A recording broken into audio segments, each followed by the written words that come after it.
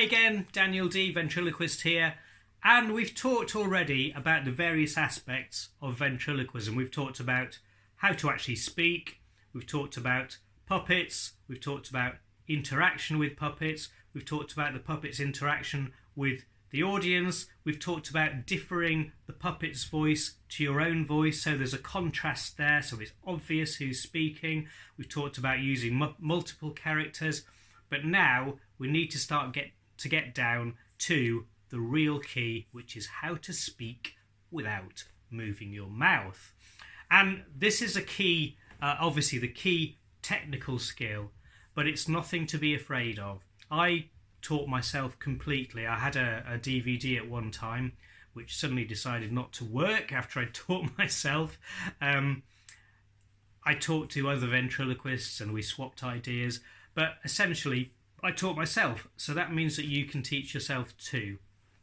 Now the key to speaking without moving your mouth is very simple indeed. Or is it? Well, most letters in the alphabet are quite easy to say without using your lips, because that's what we do. Well, that's the problem that we've got, that our lips are used to form some letters, particularly the plosive letters, the P's and the B's, and other letters as well, like the F, the V, and the W. The W sound is actually very difficult to say, and actually the hardest letter, I think, to say.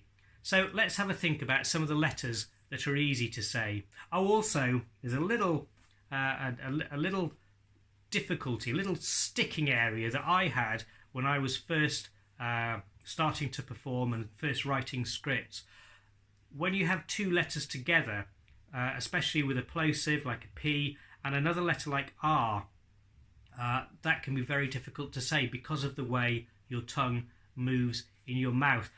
And I'll let you into a secret. Actually, for quite a while, I changed words in my own scripts to avoid those difficult words until I was more confident, until I found a way to pronounce those letter combinations. So we'll talk a little bit about that as well. But as you practice, as you start to develop your own skills, you will see that actually you will develop your own ways of doing things. Ventriloquism, I think you'll find, is one of those things, one of those skill sets where there are certain ways of doing things, certain things that you have to do, but there are other ways that you can develop around your own physiology, your own mouth shape, your own personality, your own character, to make them work for you. So learn the basics and then adapt them to your skill set, your physiology.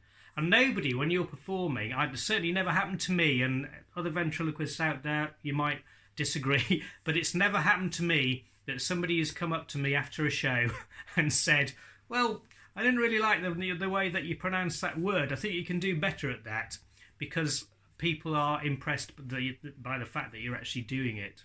Well, let me just tell you a story.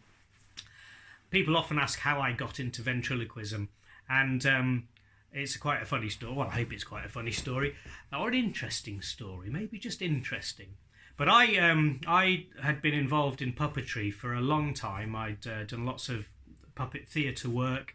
I'd performed lots of musical numbers in teams and solo. I'd used puppets to mime things. And then when I got married, we got married abroad, and then when we came back to England, we had a big reception, a big get-together with all our friends. Now, as the groom, of course, I was expected to do a speech. And I have to say that groom's speeches can be rather boring. And I thought, well, hang on a minute. I'm a ventriloquist. I'm a puppeteer. I have to use a puppet to do my groom's speech. What am I going to do that they won't be expecting, that my wife wouldn't be expecting? And I decided to secretly teach myself vent. And so I did. And so the first time that I ever performed in public was at my own wedding. And what was funny was that I actually borrowed a female puppet, because I didn't have one myself at that time. I borrowed a friend's female puppet, and we had a conversation, and then then we sang a song together, Let There Be Love, Nat King Cole, which I still sing actually today, well, as a duet. And what was funny was that my puppet, even then, started to ad lib, and it really made me laugh. And the audience, of course, never forgot that day. I'll just tell you, actually, she was standing next to me on her stand, and I was wearing an Indian costume, which, of course, to a lay person like my puppet character might look like pyjamas. And I'd rehearsed what I was going to say to her, or with her, to the audience, and we carried on. I brought her in, and everybody smiled and laughed and was very polite, and we started talking to each other.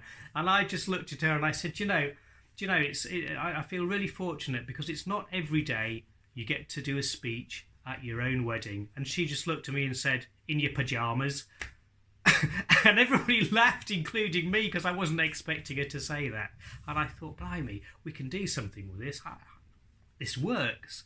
And so that's the first time that I ever did it. And it was a nice thing to do, because I had a lot of encouraging comments, a lot of positive comments. And I thought, yeah, I can do this. I'm going to develop it. I'm going to develop my skills. It took me about a month, I think, to learn those initial basic skills. And here's my first tip to you. And I've said it in the introduction, but get a mirror, find a mirror for yourself. I used a big full-length mirror, and practice in front of the mirror alone. I've got to say, you feel a right idiot, but it's the best way to do it. And even now, I will still use a mirror to practice in front of, because if you're comfortable with what you're doing, you're comfortable with the way your mouth's operating, you're comfortable with your interaction with your puppet, then it gives you the confidence to move on and work on your skills. So let's get started.